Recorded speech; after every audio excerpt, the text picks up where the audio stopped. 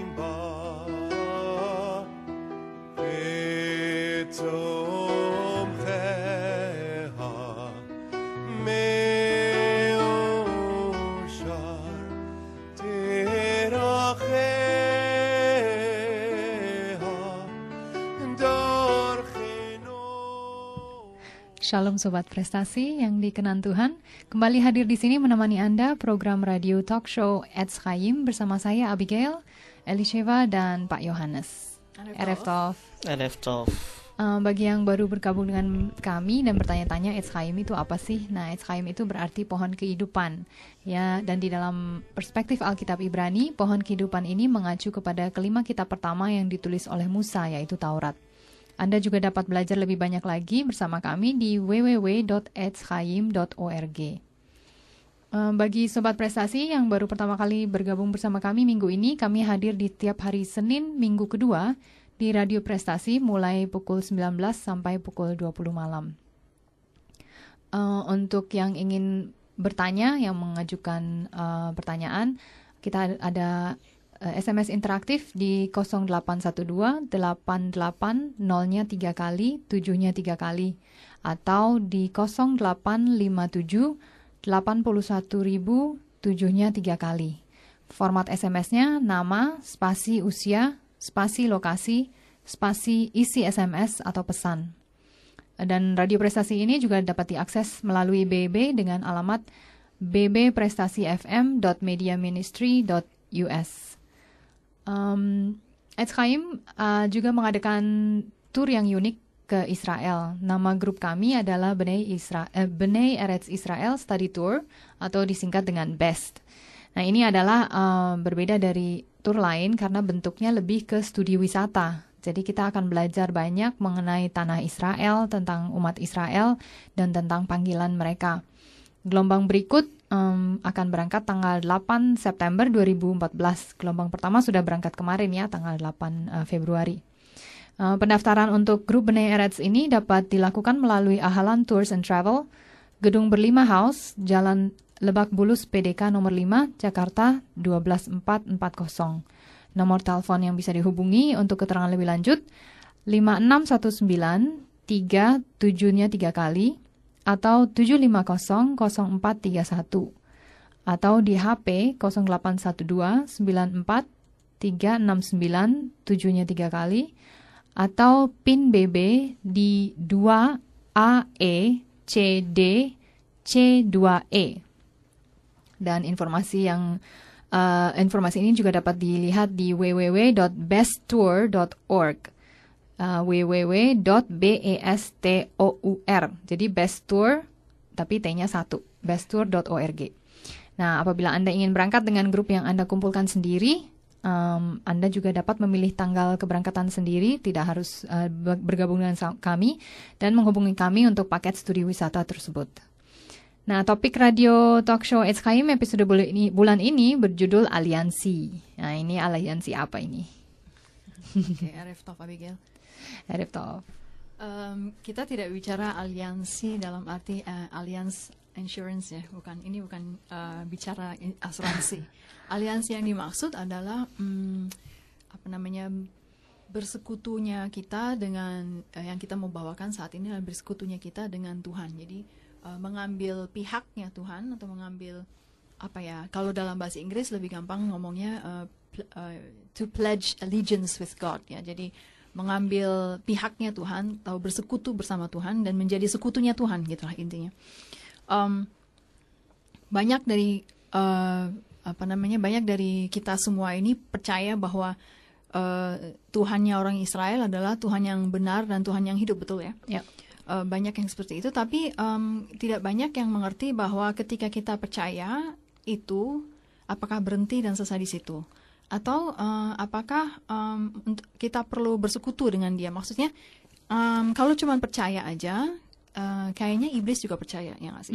Tapi yang harus kita lakukan adalah apakah kita perlu memilih kita ini mensekutukan diri dengan Tuhan ini atau menjadi lawannya. Jadi cuma ada dua kan, ada berpihak pada Tuhan, Tuhannya orang Israel itu, atau berpihak kepada musuh, gitu kan? Nggak ada setengah-setengah. Nggak ada blok baru, non-blok. Iya, non-blok gitu. Nggak ada golongan golongan putih apa sih namanya? Golongan abu-abu. Abu-abu gitu lah, golongan abu-abu, ya hitam atau putih. Atau suam-suam kuku. Ya, atau suam-suam kuku. Harus pilih hitam atau putih, atau Tuhan atau musuh. Panas atau dingin. Panas atau dingin, seperti itu. Jadi hari ini kita akan membahas lebih banyak tentang aliansi yang seperti ini. Waktu kita mengatakan bahwa kita percaya Tuhannya Israel, bahwa kalau kita mengatakan bahwa Tuhanku adalah Tuhannya Israel, sebenarnya apa artinya? Dan kita akan bahas dari satu kitab yang sangat terkenal. Semua kitab kayaknya terkenal. Tapi satu kitab ini adalah satu kitab yang mengenai seorang perempuan, yaitu Ruth. Kenapa Ruth itu ada kitabnya sendiri? Kita akan lihat betapa dalamnya kisah empat pasal itu tentang Ruth itu. Di dalam Ruth itu sendiri sudah mengambil aliansi seperti itu ya. Dia ada satu titik di mana kita tahu semua ya cerita kisah tentang Ruth itu. Saya rasa udah semuanya udah hafal, kita tidak akan bahas terlalu banyak. Ya. Tapi intinya adalah suatu saat Ruth ini yang menikah dengan Ruth itu orang Moab, dia menikah dengan orang Israel, dan ketika itu orang Israel ini meninggal, dan dia itu tinggal satu keluarga dengan mertuanya, dan mertuanya yang laki-laki meninggal juga. Si suaminya Ruth ini punya adik laki-laki juga, dan adik laki-laki ini juga mati juga gitu. Jadi semuanya mati, dan akhirnya tinggal 3 orang janda, yaitu mamanya Ruth sendiri, dan mertuanya Ruth sendiri, dan kemudian Orpah, yaitu adalah saudara iparnya Ruth, gitu.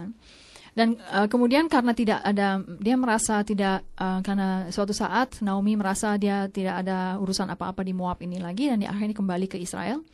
Di satu titik dia bilang bahwa ya udah, buat apa sih Naomi dan Orpah itu ikut ke Israel, ya kan? Buat apa? Silahkan pulang masing-masing ke rumah orang tuanya masing-masing dan cari suami di sini. Toh mereka itu bukan orang Israel, ya kan? Kenapa harus jauh-jauh pulang ke sana ke Israel? Nah, 2 orang ini pertama-tama nangis-nangis, ya kan, nangis, dan Orpah itu bilang, dan mereka berdua bilang, jangan, aku ikut kamu aja, gitu, dan seterusnya. Tapi ternyata akhir cerita yang pergi dengan Naomi adalah Ruth sendiri. Orpah pulang. Naomi itu akhirnya walaupun dia udah mendesak-desak, udahlah pulang aja, mau ngapain, kamu mau nunggu saya punya anak lagi gitu, terus mau menikah, mau ditungguin itu anak sampai dia udah tua terus menikah dengan dia. Apa kamu mau seperti itu? Enggak kan? Jadi makanya lu pulang aja deh, mendingan cari suami di sini, pulang ke rumah orang tuamu. Tapi ya ada sesuatu yang sangat mengejutkan, dan ini menjadi sesuatu yang sangat mengharukan di bangsa Yahudi dan di bangsa Israel, karena pernyataan ini adalah pernyataan yang sangat kuat dan sangat dalam. Dia mengatakan, bangsamu adalah bangsaku, dan Tuhanmu, Elohimmu, adalah Elohimku. seperti semua orang Israel kalau dia mendengar hal ini, Ruth pun terharu. Dan dia bilang, Naomi terharu. Oke, makasih. Naomi terharu. Dia dengar si Ruth ngomong seperti itu, dia terharu. Dan dia bilang, oke lah, saya nggak akan mengatakan lebih banyak, mendesak dia untuk pulang. Dan dia bawa pulang si Ruth ini. Naomi dan Ruth pulang ke Israel. Pernyataan ini ya sebenarnya jauh lebih dalam daripada yang kita pikirkan. Maksudnya yang bisa dibahas gitu. Waktu Ruth bilang, aku memilih Tuhanmu, dia sebenarnya memberikan pernyataan bahwa saya ini mau beraliansi dengan Tuhannya Israel. Ngerti ya maksudnya? Artinya saya ini mau mensekutukan diri dengan Tuhannya orang Israel. Tapi ketika dia mengatakan itu, ada konsekuensi yang besar. Konsekuensinya adalah ketika dia mau mengatakan itu, dia harus menerima seluruh paket. Gak bisa cuma memilih Tuhannya, paket yang yang ada pada Tuhan itu gak diambil. Apa paketnya? Paketnya adalah pertama, the land of Israel, tanah Israel, the people of Israel, bangsa Israel, dan the calling of Israel, yaitu panggilan Israel. Ketika kita bicara bahwa aku memilih Tuhannya orang Israel untuk jadi Tuhanku, sebenarnya ada satu konsekuensi yang dalam ketika dia ngomong. Itu diuji banget nih, seberapa seriusnya perkataan itu. Karena ketika kita mengatakan hal itu, seharusnya ketiga paket ini pun ikut diambil. Beli 1 dapat 4. Iya betul. Pilih 1 dapat 4. Nggak bisa cuma ambil yang 1, terus yang 3 yang ditinggal. Kenapa nggak bisa? Nanti saya akan kita akan bahas nanti habis ini. Tapi perhatikan bahwa ketika Ruth mengatakan Tuhanmu adalah Tuhanku, dia nggak cuma berhenti di situ aja. Dia ikut Naomi, dia pulang kemana? Ke land of Israel. Ke tanahnya. Dia tanah Israel. Itu paket pertama. Dia mengakui bahwa itu Israel adalah tanah Israel itu adalah tanah yang diasosiasikan dengan Tuhannya Israel. Yeah. Artinya ketika Ruth itu memilih Tuhan Israel, secara otomatis dia memilih tanah Israel. Itu home-nya dia. Itu adalah tumpah darahnya yang akan dia bela ketika itu perang. Ya kan? Itu adalah tanah airnya yang baru yang akan dia bela habis-habisan ketika itu perang. Ngerti ya maksudnya? Yeah. Dan itu satu paket yang pertama, the land of Israel. Tapi ketika dia mengatakan Tuhanmu adalah Tuhanku, dia juga memilih the people of Israel. Karena apa? Akhirnya dia meninggalkan keluarganya toh. Yeah. Dia meninggalkan semua orang yang dia kenal. Dia meninggalkan keluarganya, dia meninggalkan calon masa depannya gitu loh. Ya kan? Saat ini kan dia nggak punya masa depan seolah-olah ya kan. Yeah. Masa depan dia adalah dia tuh suram sama sekali, dia nggak punya suami, mana mertuanya juga nggak punya suami. Terus kalau pulang pun seperti apa hidupnya, pasti akan miskin gitu kan. Karena ini janda dan janda sama dengan double janda. Artinya mau apa? Dia mau pulang ke Israel, mau jadi apa? Gelandangan. Which is itu yang hampir terjadi kan. Mereka begitu miskinnya sehingga dia akhirnya memunguti jelai toh. Iya, betul. Jadi dia nggak bisa kerja nih. Jadi artinya ketika dia memilih untuk pulang ke Israel, untuk pulang ke landnya adalah Israel, dia memilih bangsanya dia. Dia memilih saya meninggalkan bangsaku Moab dan dia bergabung dengan bangsanya Israel. Sekalipun itu berarti hidupnya akan susah. Itu bayangkan betapa dalamnya ya kan? Iya. Ketika dia memilih bangsa Israel, the people of Israel, dia memilih keluarganya itu. Saya mau keluarga saya itu bukan bangsaku, tapi bangsa Israel itu keluargaku. Walaupun sekalipun itu berarti bahwa saya harus ngais-ngais makannya, tapi bangsa Israel itu adalah keluargaku. Itu darah dagingku. Itu yang akan aku bela. Itu yang kedua, itu the people of Israel. Kemudian ketika dia mengatakan bahwa I pledge my allegiance to the God of Israel, aku mensekutukan diri dengan Tuhannya Israel, dia juga mengambil paket yang ketiga, yaitu calling-nya Israel. Ini dahsyat sekali loh.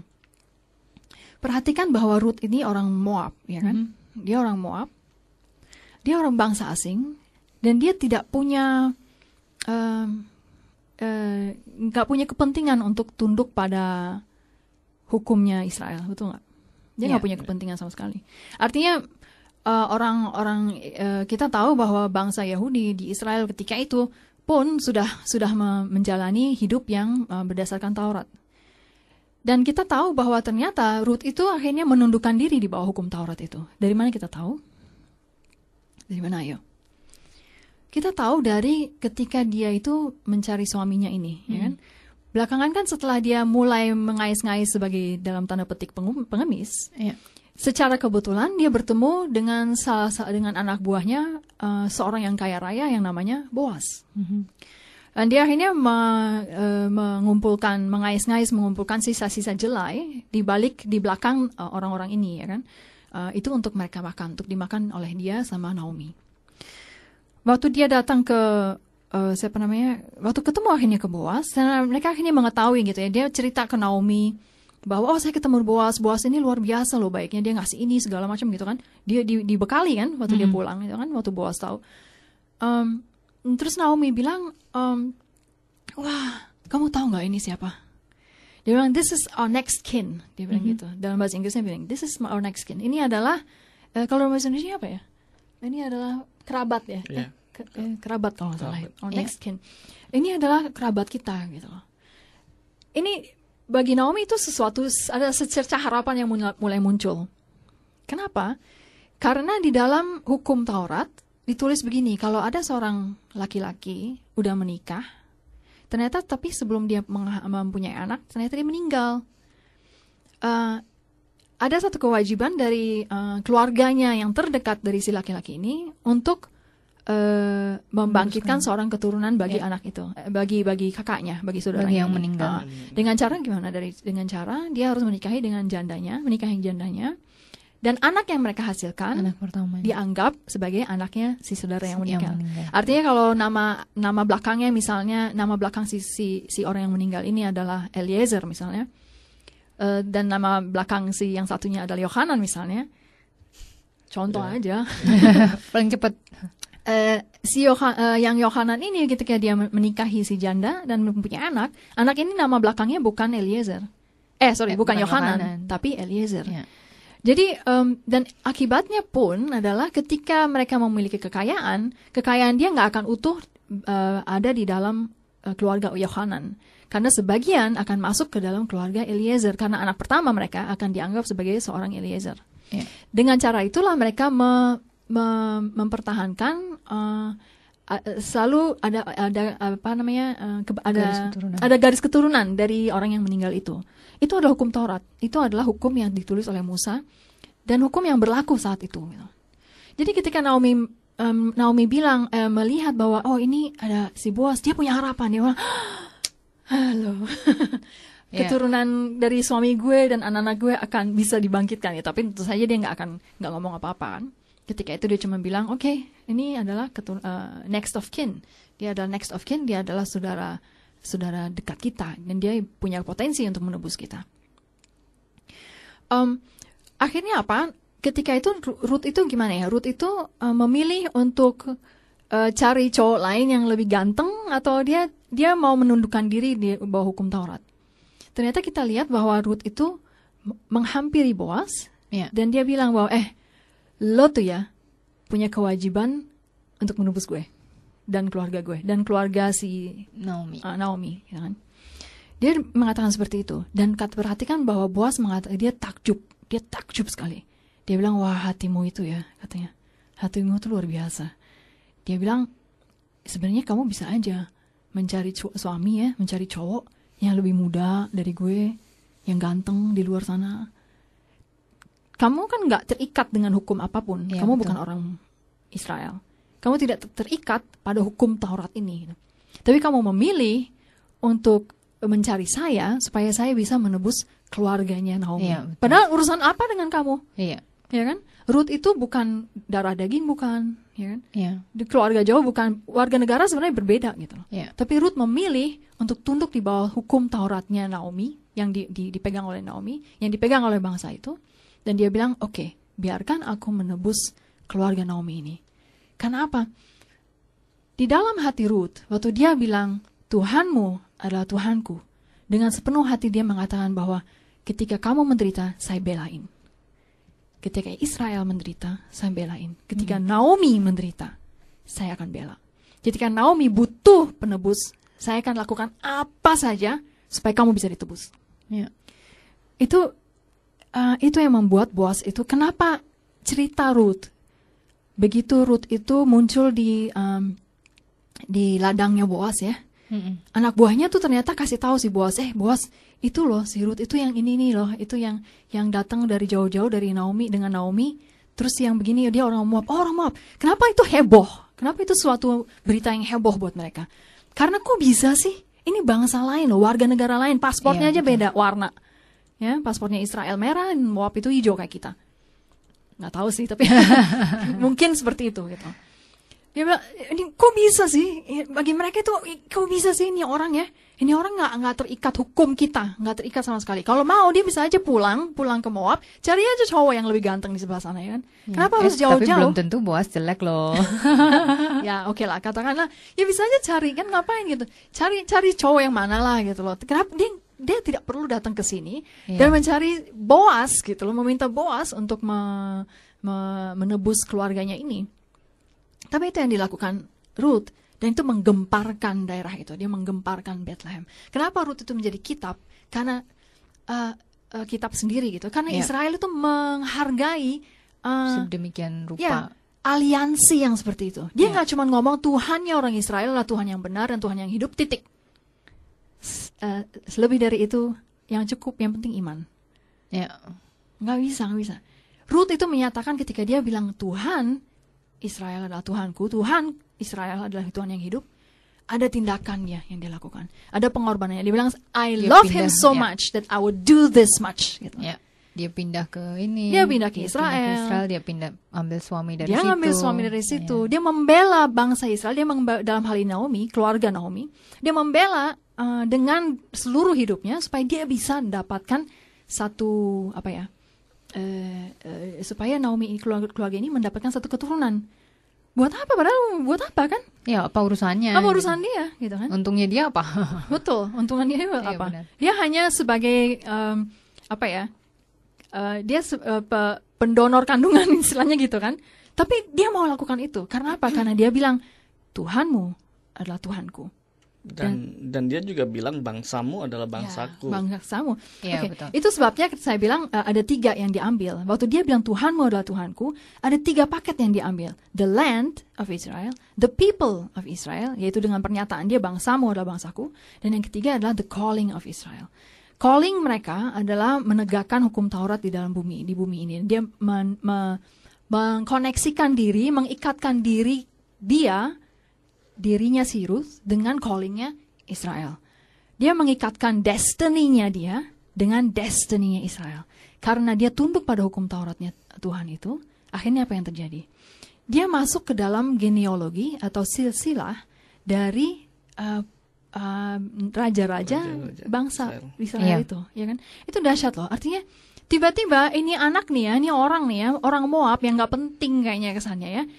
Dia memilih Tuhannya Israel, dia memilih tanahnya Israel, dia memilih bangsanya Israel, dan dia memilih untuk tunduk pada hukum Tauratnya, sehingga dia diangkat oleh Tuhan, dia menjadi nenek moyangnya Daud. Dia menjadi nenek moyangnya raja-raja itu. Akhirnya apa? Dia meleburkan diri, hidup dia itu dileburkan menjadi masuk ke dalam panggilannya Israel itu. Itu dahsyat sekali loh. Iya, betul. Itu 3 paket yang harus dikerjakan. Nah sekarang saya mau ceritakan, saya mau ajak untuk merenung begini.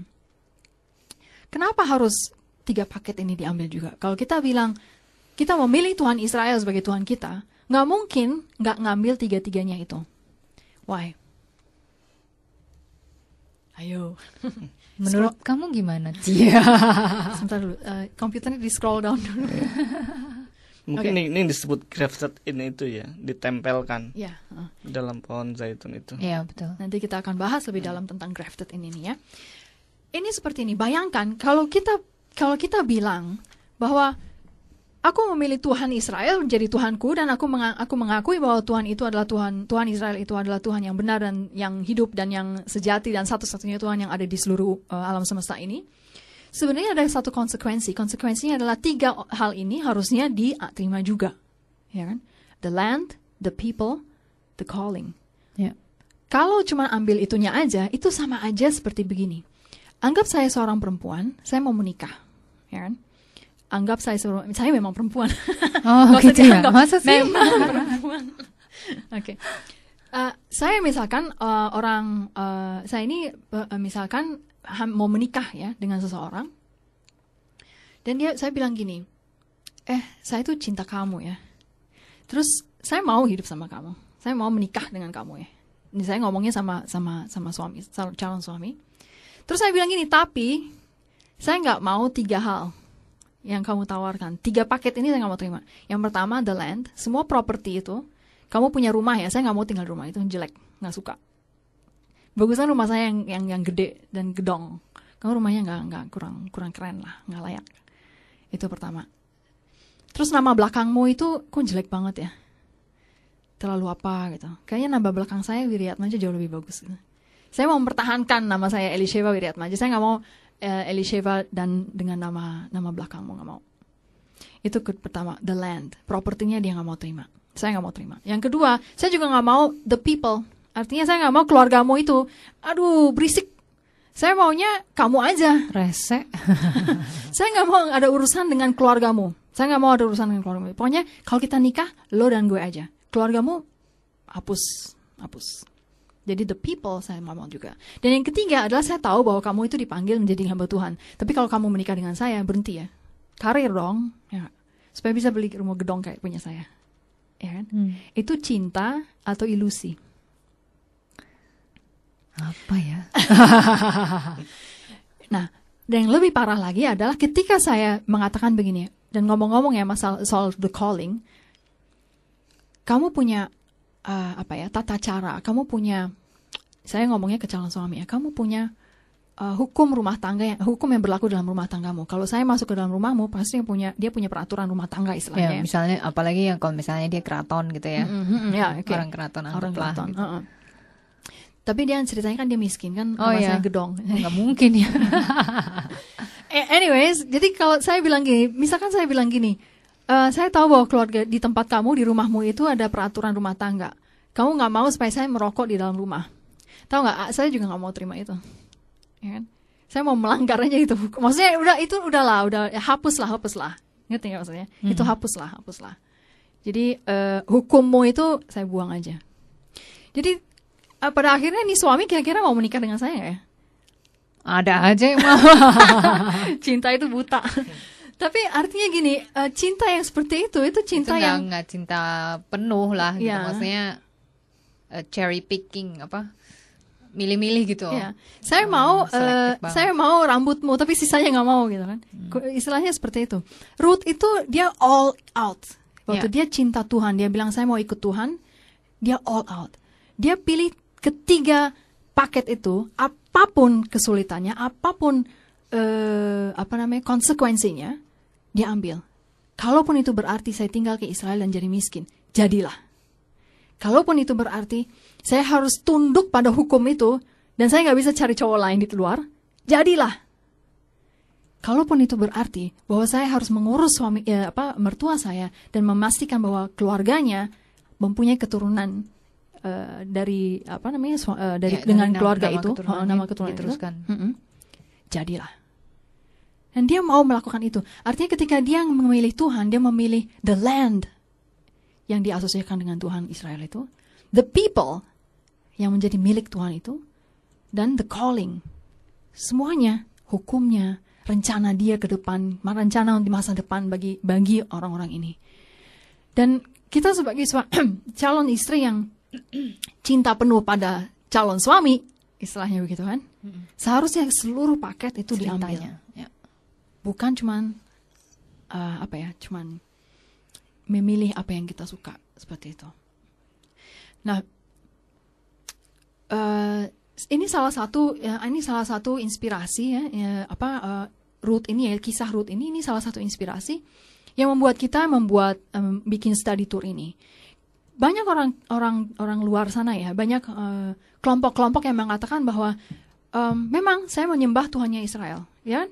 Saya menyembah Tuhannya Israel, saya percaya bahwa Tuhannya Israel adalah Tuhannya yang satu-satunya, yang benar dan yang hidup dan seterusnya. Tapi ternyata kalau kita bahas, dia menolak tanah Israel. Dia bilang, itu, ya kan? Atau dia menolak bangsa Israel, kan lo kan udah ditolak. Dan atau dia menolak callingnya. Taurat itu buat apa? Itu sama aja dengan hal seperti itu. Seperti seorang istri yang menerima suaminya tapi nggak terima yang 3 paketnya itu. Nah, studi wisata yang kita tawarkan ini diinspirasi dari situ, diinspirasi dari kalau kamu pengen tahu, kalau kamu memang memilih Tuhannya Israel, kamu pelajarilah paket ini. Itu dalam artinya. Pelajarilah the land. Apa sih? What does it mean gitu? Ketika kamu memilih Israel, Tuhannya Israel, apa artinya the land? The land itu apa? Terus the people-nya itu apa? You wanna know God? You have to know the 3. Ngerti nggak maksudnya? Yeah. Mau tahu Tuhannya Israel itu siapa? Harus tahu juga isi paketnya itu apa. Yeah. Kebanyakan orang cuma tahu Tuhannya Israel, tapi di awang-awang. Sisanya dia nggak tahu. Dan studi wisata ini, studi wisata Bnei Eretz Israel, study tour, itu menawarkan satu studi wisata yang komprehensif, yang dalam, yang detail, mengenai semua ini gitu loh. Jadi ketika pulang dari Israel, ada satu pemahaman yang luar biasa yang beda. Nah, ini jatuh cinta. Bukan cuman pada Israel tanahnya, tapi yang paling penting adalah pada Tuhannya. Karena melihat Tuhan menjadi lebih utuh. Melihat Tuhan dari semua paket yang dia tawarkan. Dari semua paket yang diasosiasikan padanya. Itulah masalahnya. Sesudah ini kita akan bicara tentang bicara tentang Ger Toshav. Ya, Ger Toshav. Tapi sebelumnya kita mau dengarkan lagu? Ya. Kita dengarkan lagu dari Cantor Evan.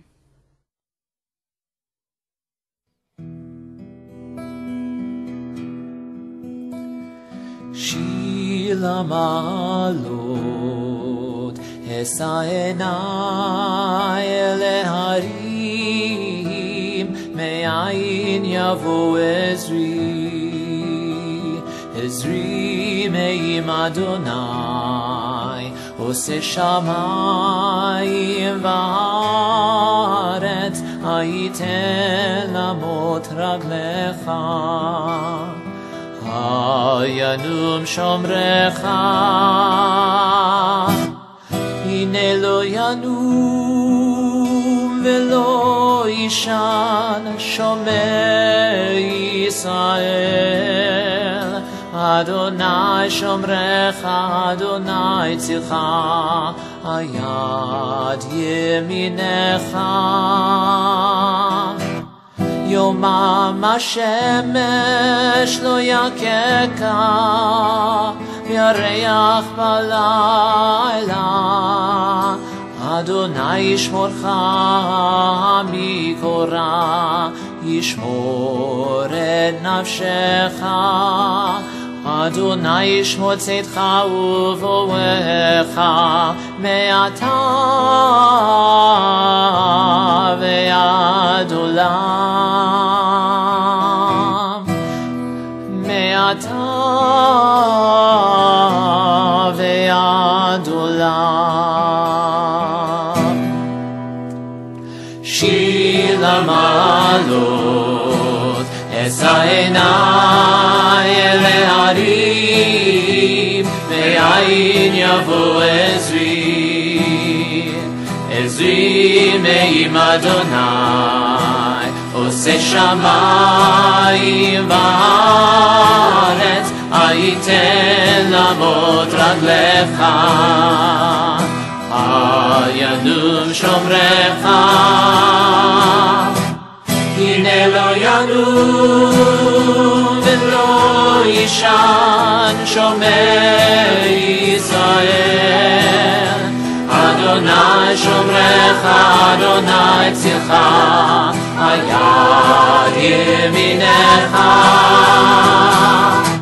יומם השמש לא יככה, ירח בלילה, אדוני ישמורך מקורא, ישמור את נפשך, אדוני ישמור צאתך ובואך, מעתה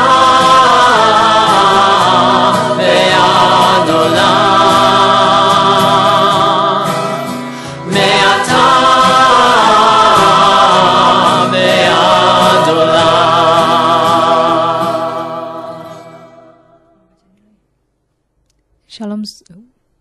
Shalom Sobat Prestasi yang dikenan Tuhan. Kembali hadir di sini program radio talk show Etz Chaim bersama saya Abigail, Elisheva dan Pak Yohanes. Untuk yang ingin mengajukan pertanyaan bisa di SMS interaktif di 0812 88 0-nya 3 kali, 7-nya 3 kali, atau di 0857 81.000 7-nya 3 kali. Ya, kita tadi membahas tentang Rut dan tentang bagaimana Rut itu ketika mengatakan Elohimmu adalah Elohimku, dia bukan hanya memilih untuk bersekutu atau mensekutukan diri dengan Elohim dari bangsa Israel, tetapi ia juga memilih untuk mengambil 3 paket yang nempel dengan Tuhannya itu ya, yaitu the land atau tanah, the people atau bangsa, dan the calling atau panggilannya Israel. Nah sebenarnya Rut ini bukan satu-satunya atau orang pertama yang memilih untuk ikut dengan Elohimnya Israel ya, karena ada juga orang-orang yang pernah menundukkan diri, memilih untuk mengikuti dan menundukkan diri kepada Elohimnya orang Israel, yaitu orang-orang yang dikenal dengan atau yang dinamakan Ger Toshav, yaitu orang-orang asing yang ikut dengan bangsa Israel keluar dari Mesir. Kita tahu ya waktu bangsa Israel melarikan diri dalam tanda kutip keluar dari Mesir dipimpin oleh Musa, itu dia membawa banyak sekali orang-orang asing bersama dengan mereka. Dan kita bisa lihat buktinya bahwa memang ada orang asing di antara bangsa Israel yang keluar itu dari perintah-perintah Tuhan, termasuk salah satunya yang kita bisa baca di Keluaran 23 ayat 9, di mana dia katakan orang asing janganlah kamu tekan. Nah, sama seperti Rut, ketika ketika orang-orang asing itu memilih untuk ikut dengan bangsa Israel keluar dari Mesir, mereka itu memilih seluruh paket. Pertama, mereka menyatakan tunduk kepada Tuhannya. Dan kita bisa lihat ya, kita ingat ada 10 tulah yang telah terjadi di Mesir sebelum akhirnya mereka dilepas untuk keluar. Dan sebenarnya 10 tulah itu adalah menyerang 10 dewa-dewanya orang Mesir. Dan jadi mereka menyaksikan sendiri bahwa Tuhannya orang Israel itu jauh lebih berkuasa. Dan mereka memilih, oke, saya mau ikut dengan Tuhannya bangsa Israel karena dia nyatanya menang tuh di atas dewa-dewanya orang Mesir. Ya, itu jadi suatu kesaksian yang besar buat mereka. Dan kemudian mereka memilih the land, mereka memilih tanah. Karena ketika mereka ikut keluar dengan bangsa Israel, itu artinya mereka ikut berkelana melalui segala macam kesulitan, segala macam kekeringan, melewati gurun, bla bla bla. Itu untuk masuk ke tanah perjanjian. Itu artinya mereka ikut gitu, mereka ikut mau pindah gitu ya. Dia keluar dari Mesir, dari kenyamanan. Ya, dari kenyamanan loh. Untuk 40 tahun di gurun. Iya, 40 tahun. Jadi kalaupun dan karena saking lamanya mungkin ada yang akhirnya tidak sempat sampai, tapi banyak yang ikut yang sempat sampai itu justru anak-anaknya atau cucunya gitu ya. Yeah. Kemudian ada juga dan kemudian juga mereka memilih the people, yaitu mereka meninggalkan sanak keluarga dong, karena belum tentu satu keluarga itu keluarga itu ikut semua gitu ya. Jadi mungkin hanya keluarga intinya saja yang ikut, atau bahkan mungkin ada yang hanya 1-2 orang sendirian gitu ya. Kemudian mereka juga memilih the calling, karena seperti Ruth mereka ditantang untuk tunduk kepada hukum Tauratnya Tuhan. Kita bisa lihat hal ini di Keluaran 12 ayat 48. Saya bacakan. Tetapi apabila seorang asing telah menetap padamu dan mau merayakan Paskah bagi Tuhan, maka setiap laki-laki yang bersama-sama dengan dia wajiblah disunat. Dan setiap laki-laki itu mengacu kepada orang-orang asing tersebut ya. Barulah orang asing tersebut boleh mendekat untuk merayakan Paskah. Dan dia akan dianggap sebagai orang asli. Itu Tuhan yang ngomong ya. Maksudnya ketika orang itu memilih untuk ikut dengan bangsa Israel dan ikut merayakan Paskah, dia disyaratkan untuk ikut disunat juga. Dan dia akan boleh merayakan dan dianggap sebagai orang asli. Orang asli loh. Artinya setelah melakukan itu dia masuk dalam perjanjian dan akhirnya dia menjadi sama seperti di bangsa Israel gitu. Ibaratnya seperti ganti kewarganegaraan dengan sunatnya itu. Bahkan mereka bukan Israel rohani. Ya betul. Mereka dianggap Israel orang asli. Dikatakan sebagai orang asli. Ya akan dianggap sebagai orang asli gitu ya. Ada sudah melebur ya menjadi satu. Iya betul. Iya betul. Jadi Tuhan itu tidak lagi melihat mereka sebagai orang asing. Bukan. Karena di sini dia mengatakan pada awalnya dikatakan seorang asing. Kemudian pada akhir dia katakan dianggap sebagai orang asli. Artinya ya sudah itu lupakan saja yang masa lalumu. Kamu sudah disunat, kamu sudah merayakan Paskah. Nah kamu sama seperti orang Israel, sama saja. Gitu. Dan di bawah dan selanjutnya kalau nggak salah ada tulisan bahwa coba baca ayat berikutnya kalau nggak salah di sini ya. Tuhan bilang cuma ada satu hukum bagi dua kelompok. Ya. Benar nggak ya? Ya. Satu hukum saja akan berlaku untuk orang asli dan untuk orang asing yang menetap di tengah-tengah kamu. Artinya hukumnya Tuhan itu, hukum Taurat itu berlaku baik bagi orang Israel, tapi juga bagi orang asing yang tinggal bersama dengan mereka ya. Artinya kalau mereka mau ikut melebur jadi satu, ya meluburlah karena meluburlah dengan cara mengikuti satu hukum itu karena nggak ada lagi hukum lain, cuma ada satu hukum. Betul. Sama seperti orang-orang asing misalnya orang-orang asing ya itu banyak kan pemain sepak bola yang naturalisasi. Karena memang berbakat ditawarkan ayo mau jadi bangsa Indonesia nggak gitu. Naturalisasi lah dia dapat paspor Indonesia, dia diajarin bahasa Indonesia dan segala macam. Kalau dia berkendara di Jakarta atau dimanapun di Indonesia, wilayah negara Indonesia, dia harus tunduk kepada hukumnya siapa? Hukumnya Indonesia, udah lupa dia, udah nggak ada peduli lagi sama hukum yang masa lalu. Jadi artinya dia nggak bisa naik mobil di sebelah kiri, nggak bisa. Sebelah kanan, sebelah kiri jalan, menyetir, ya gitu deh. Jadi ya memang jadi peraturan segala macam yang dibuat oleh bangsa Indonesia, oleh hukum Indonesia itu berlaku kepada orang asing yang meleburkan diri ke Indonesia dengan cara naturalisasi, dan itu sama saja dengan orang asing yang memilih untuk ikut Tuhan, ikut bangsa Israel, dan dia mau merayakan Paskah dan demi bisa merayakan Paskah dia sunat. Nah udah dia sama aja, jadi tidak ada bedanya lagi. KTP-nya pun dapat gitu ibaratnya. Ya, gitu seperti itu. Nah, dan ini sebenarnya inilah yang dinamakan dengan penempelan sejati kepada pohon zaitun yang asli. Dan yang dikatakan di sini adalah penempelan ya, dalam arti dari suatu batang lain ditempelkan ke pohon asli. Ditempelkan ya, bukan dicangkok. Karena kalau dicangkok itu justru dari pohon asli dicabut, dipotong terus ditanamkan di tanah. Ya, jadi seperti jadi pohon baru. Jadi jadilah agama baru. Ya, seperti itu. Jadi ini sebenarnya yang dinamakan dengan penempelan, benar bergabung pada pohon zaitun yang asli. Dan ada lagi orang lain yang menundukkan diri, memilih untuk menundukkan diri juga kepada Elohimnya orang Israel, yaitu Rahab. Kita ingat ya ceritanya Rahab itu, dia memilih Tuhannya Israel, kemudian dia memilih untuk berpihak kepada Israel. Dia kan membocorkan itu kan, dia melindungi mata-mata itu, terus dia sehingga mereka bisa keluar lagi gitu kan. Kemudian dia tinggal di tanah perjanjian memang, dan itu adalah the land. Dan kemudian akhirnya dia masuk ke dalam panggilan Israel juga. Bagaimana kita tahu? Karena dia ternyata nenek moyangnya Boas. Sama seperti kejadiannya dengan Ruth. Ya betul. Dan Boas itu ya kita tahu Boas itu siapa tadi barusan dibahas. Ya, jadi seperti itu.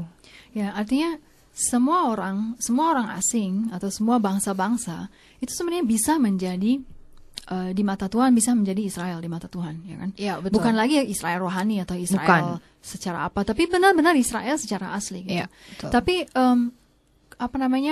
syaratnya hanya ketika memilih Tuhan itu, pilihnya nggak pilih-pilih. Maksudnya pilihnya itu satu paket utuh, gitu loh. Jadi the land-nya dan the landnya, Israelnya, the people-nya menjadi bagian dari mereka, tidak lagi tolak-tolak, ya kan? Dan yang kedua adalah hukumnya, the calling-nya gitu loh.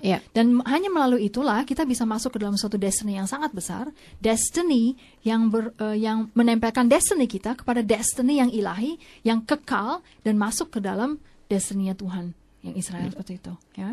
Hanya dengan cara seperti itu bisa masuk. Kalau enggak, ya enggak melebur gitu. Iya, betul sekali. Jadi sekarang saya membahas bagaimana seseorang bangsa-bangsa, ya, tadi sudah dijelaskan oleh Bu Elisheva tentang Ruth, juga Rahab dan seterusnya. Bagaimana Ruth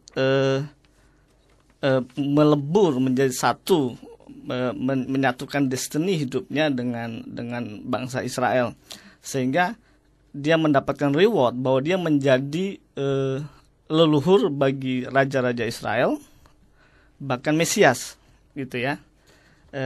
Itulah Ruth, gitu ya. Nah, peleburan tadi yang dikatakan oleh Abigail, ya, ini kemudian dijadikan dasar bagi bangsa Israel bukan hanya pada waktu itu, tapi juga sampai dengan sekarang ini. Ya, artinya bukan cuma di PL dalam tanda petik, ya. Jadi kalau kita lihat, kalau kita ke Israel, ya, kita akan belajar banyak, ya, dengan tur yang akan kita adakan. Nanti kita akan mengerti bagaimana konsep meleburnya atau menempelnya Ruth, ya, menjadi bagian dari Israel, itu juga diterapkan oleh para rabi hingga saat ini. Kalau kita baca kitab Ruth, ya, kita lihat tadi disebutkan oleh Elisheva, bagaimana Naomi sebenarnya ingin Ruth kembali kepada bangsa Moab, kepada bangsanya. Dan Naomi mengatakan atau memaksa Ruth untuk kembali kepada bangsanya itu sampai 3 kali. Jadi kalau kita baca kitab Ruth, ya, di Ruth 1 ayat 8, Ruth berkata, "Pergilah, pulanglah masing-masing ke rumah ibunya," dan seterusnya. Kemudian di ayat 11, tetapi Naomi berkata, "Pulanglah anak-anakku, mengapa kamu turut dengan aku?" Itu yang kedua. Lalu yang ketiga di ayat 16, tetapi kata Ruth, ayat 15, berkatalah Naomi, "Telah pulang iparmu kepada bangsanya dan kepada para ilahnya. Pulanglah mengikuti iparmu itu." Jadi kita lihat bahwa Ruth bersikeras untuk bergabung dengan mertuanya dan menjadi bagian dari Israel setelah dia ditolak selama 3 kali. Ya, sedangkan saudara iparnya si Orpa, ya, itu ketika ditolak sampai kedua kali dia langsung kembali kepada bangsanya. Nah, proses ini juga diterapkan sampai dengan saat ini. Kebanyakan seseorang ketika aku ingin bergabung atau aku ingin konversi, aku ingin menjadi ger, maka rabi akan menolak sampai 3 kali. Jadi ini dijadikan dasar. Kemudian yang kedua,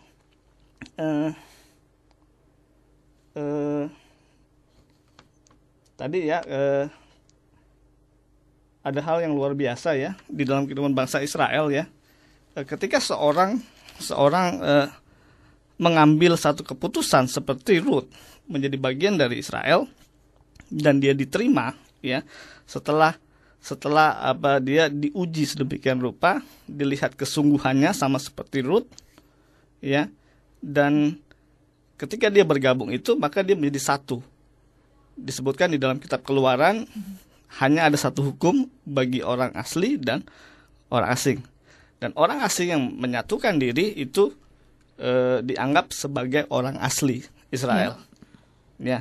Nah, tadi sudah disebutkan oleh Abigail di dalam ayat di kitab Keluaran bahwa salah satu dari proses penempelannya itu atau grafted in-nya itu adalah setelah dia memilih maka dia di brit milah, gitu ya. Ya, di brit milah. Ya. Salah satunya itu. Nah, ternyata itu tetap berlaku sampai dengan saat ini. Proses konversi itu selain mereka disuruh studi, gitu ya, studi tentang Torah, tentang segala macam, ya, halakah, ya. Lalu mereka akan diminta untuk tefilah, juga brit milah. Jadi segala hal yang tertulis dari sejak ribuan tahun yang lalu itu ternyata tetap berlaku sampai dengan Ya. saat ini. Ya, Jadi nggak basi ya kok ya. iya betul. Sampai sekarang Dan masih- sebenarnya sekarang dalam masih sepanjang berlaku. sejarah bangsa Israel itu sudah banyak terjadi konversi. Itu sesuatu yang umum terjadi, Iya betul. termasuk di Susan ya. Di Susan itu ketika peristiwa Purim di kitab Esther, bagaimana bangsa Persia gitu ya, mereka banyak memutuskan untuk di-grafted in, Betul. yaitu ada Mereka memutuskan untuk masuk ke Iya, menjadi untuk bagian dari bangsa Israel. Yehuda. Ya. Itu bisa dibaca di kitab Esther 8 ayat 17. Ya. Jadi itu sesuatu yang umum terjadi pada waktu itu. Ya. Ya. Akan tetapi ketika pada masa pemerintahan Raja Daud dan Salomo, maka ternyata grafted ini tidak terjadi. Dan memang tidak diperbolehkan terjadi. Kenapa? Karena pada masa pemerintahan Raja Daud dan Salomo, kerajaan Israel itu berkembang dengan luar biasa, begitu maju, begitu kaya dan sangat terkenal. Sampai kita ingat peristiwa Ratu Sheba dari Ethiopia datang menemui Raja Salomo. Iya. Karena Untuk kekayaan, ya, hikmatnya Salomo luar biasa. Ya. Dan pada pemerintahan kedua raja itu, Raja Daud dan Salomo, itu tidak pernah dilakukan yang namanya konversi atau grafted in itu.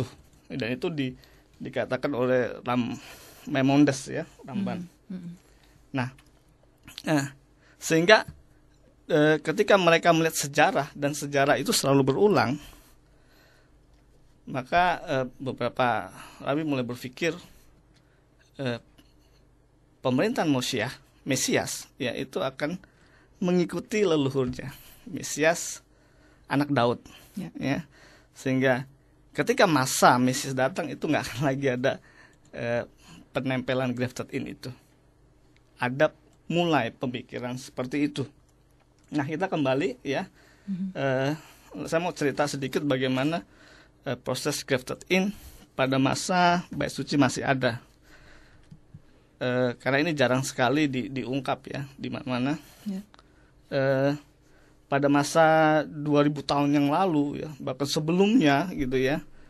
Sebelum tahun 70, maka grafted in itu memiliki persyaratan-persyaratan yang harus dilakukan. Tadi Ruth diuji bagaimana dia memilih Tuhan Israel, dia memilih bangsa, dia mau tunduk kepada panggilannya, ya. Lalu dia mau menjadi tinggal di dalam the land-nya ya, di land-nya ya, Israel, gitu ya. Nah,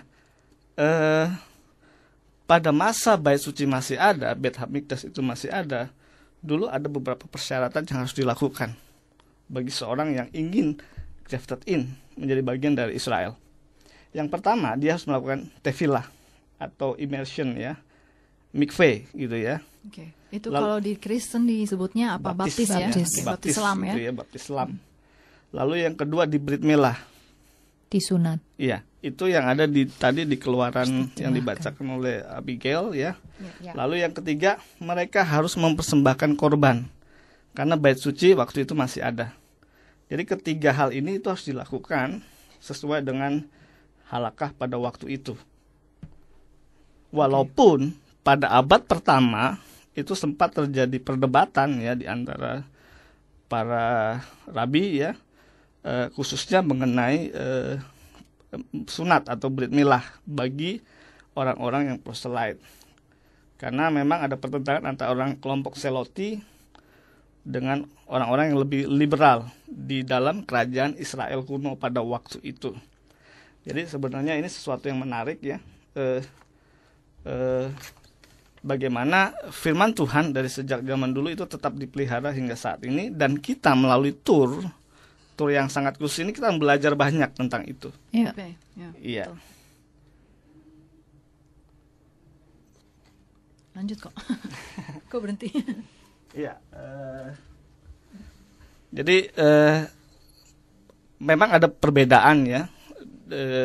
Kalau saya cerita tentang confession, grafted in gitu ya, yang berlaku pada saat masa lalu, masa kini.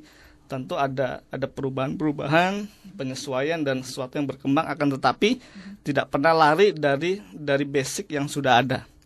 Dan dasarnya itu menunjuk kepada kitab Rut. Yang sudah disebutkan tadi. Iya. Kalau sekarang, kalau saya mau cerita tentang bagaimana bangsa Israel, bangsa Yahudi ya, melakukan menerima bangsa-bangsa atau ger yang memutuskan menjadi satu seperti Rut, maka mereka akan memberikan banyak persyaratan. Yang pertama, mereka akan ditolak 3 kali, sama seperti Naomi mencoba menolak Rut dan Orpa. Lalu yang kedua, nggak sadar, mereka akan disuruh belajar karena untuk menjadi satu dengan satu bangsa atau mempersekutukan diri dengan satu bangsa yang baru, maka dia harus belajar mengenal bagaimana historinya, bagaimana cara pandangnya, bagaimana aturan-aturan hidup ya, bagaimana budayanya, ritualnya, sehingga ketika mereka masuk, mereka bisa menjadi satu, bergerak dengan seirama setelah mereka belajar. Itu harus dilakukan. Dan lain-lain ya. Saya mau tambahkan satu hal. Ada beberapa penanya, ada beberapa SMS yang masuk. Semua mirip-mirip, tapi saya mau gabung jadi satu jawabannya.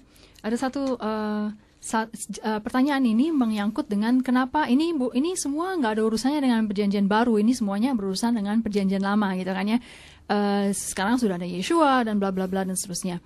Tapi saya mau kasih tahu satu hal, ketika seseorang meleburkan diri, seorang bangsa lain ya, bangsa luar meleburkan diri kepada memilih Tuhannya Israel dan meleburkan diri kepada tanahnya, panggilannya, bangsanya itu, di dalam bahasa modern kita sebut konversi dalam tanda petik ya. Tidak perlu sebenarnya konversi secara ini, tapi hatinya itu harus memilih dengan paket yang utuh gitu kan. Tapi ketika hal itu terjadi, ada satu step konversi di akhir konversi yang sekarang yang resmi, di mana mereka itu mendeklarasikan aliansi mereka terhadap Tuhan. Ingat ya maksudnya? Yeah. Aliansi deklarasi ini bunyinya seperti ini: Shema Israel, Adonai Eloheinu, Adonai Echad. Dengar hai Israel, Tuhan adalah Adonai adalah satu, dan Adonai adalah Tuhan adalah Adonai adalah Tuhanmu dan Adonai adalah Echad gitu.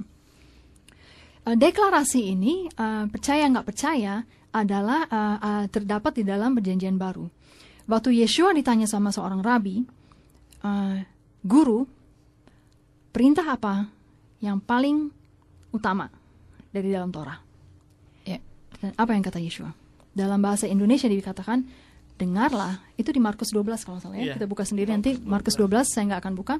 Tapi Markus 12, Yeshua bilang begini, perintah yang utama adalah dengarlah hai Israel, Adonai adalah Tuhanmu, Adonai adalah Echad. Dalam bahasa Ibrani dia pastinya mengatakan begini, Shema Israel, Adonai Eloheinu, Adonai Echad. Markus 12 ayat 29. Oke, dan seterusnya ya. Baca sendiri di rumah, kalau yang menyetir jangan buka sekarang, nanti kecelakaan. Tapi yang intinya adalah begini, ketika Yeshua mengatakan itu adalah perintah yang pertama, dia sedang menyatakan perintah pertama itu adalah deklarasi konversi itu. Itu deklarasi pertama ketika seseorang mengatakan, sama seperti Ruth, Tuhanmu adalah Tuhanku. Itu deklarasinya Ruth. Tapi deklarasi itu diambil dari Ulangan 6, dan dikatakan bahwa Adonai Eloheinu, Adonai Echad. Tuhan itu Tuhan kita, Tuhanmu. Dengarlah Israel, Tuhan. Itu suatu deklarasi konversi. Deklarasi yang dinyatakan semua orang bangsa-bangsa yang ketika konversi menjadi Yahudi misalkan ya, secara resmi, dia akan berdiri dan dia akan nyatakan, Shema Israel, Adonai Eloheinu, Adonai Echad. Dan ketika Yeshua ditanya, apa perintah paling utama? Kata-kata yang dia jawab adalah Shema Israel, Adonai Eloheinu, Adonai Echad. Dia bicara tentang kamu harus meleburkan diri. Segenap dengan segenap konsekuensinya. Kalau memilih Tuhan orang Israel, kamu harus meleburkan diri sampai setitik itu. Jadi Itu seperti rumusan baru. Jadi gini, kalau kita bicara itu tidak ada di dalam perjanjian baru, salah luar biasa. Berarti kita salah baca perjanjian barunya. Ngerti ya maksudnya? Kita baca perjanjian baru dengan kacamata bangsa-bangsa, kacamata yang bukan Yahudi, kacamata yang bukan berasal dari awal.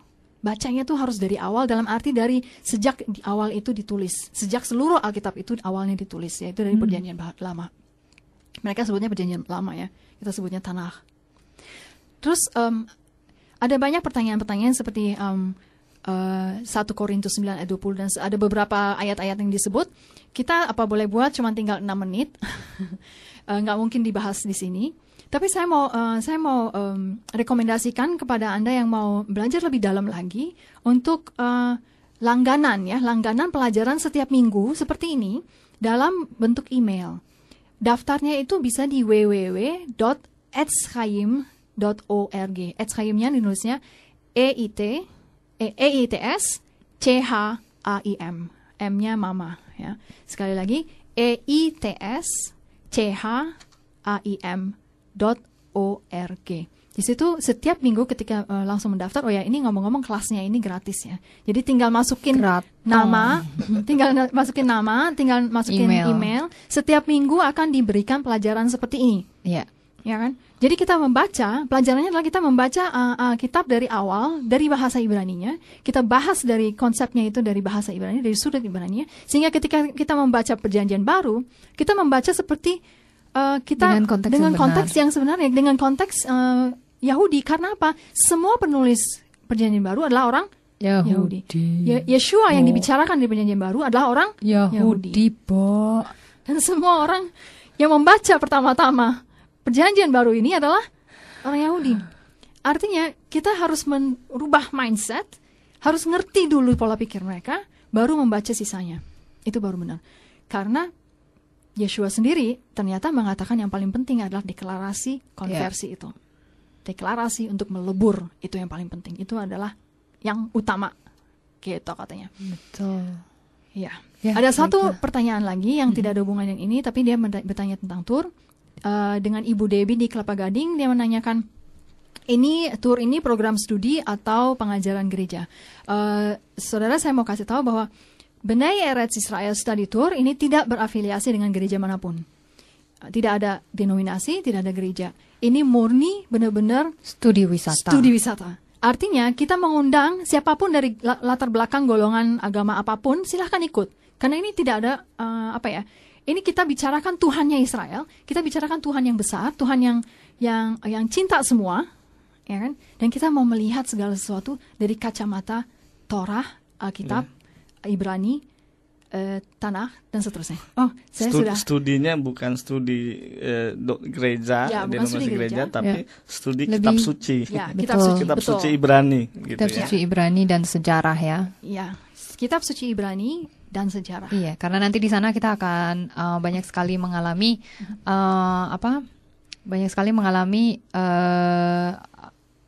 kisah-kisah di dalam Alkitab yang menjadi hidup karena memang ada bukti-bukti arkeologinya. Nah, karena waktu kita sudah habis, kita akan berjumpa kembali pada minggu kedua bulan depan, yaitu tanggal 8 April. Tanggal 14 April. 14 April 2014, dan bisa belajar lebih banyak lagi dari tim Etzchaim di www.etzchaim.org. Kita juga ada di Facebook. Dan apabila Anda ingin berangkat dengan grup yang Anda kumpulkan sendiri untuk tour ini, bisa hubungi kami melalui website tadi, www.besttour.org. Ya, program talk show Etzchaim mohon pamit. Saya Abigail bersama dengan Pak Yohanes dan Elisheva mengucapkan Laila Tov. Etzchaim hi lamachzikim ba. Terima kasih, baru saja kita mendengarkan talk show Etzchaim bersama Kehilat Brit Braka.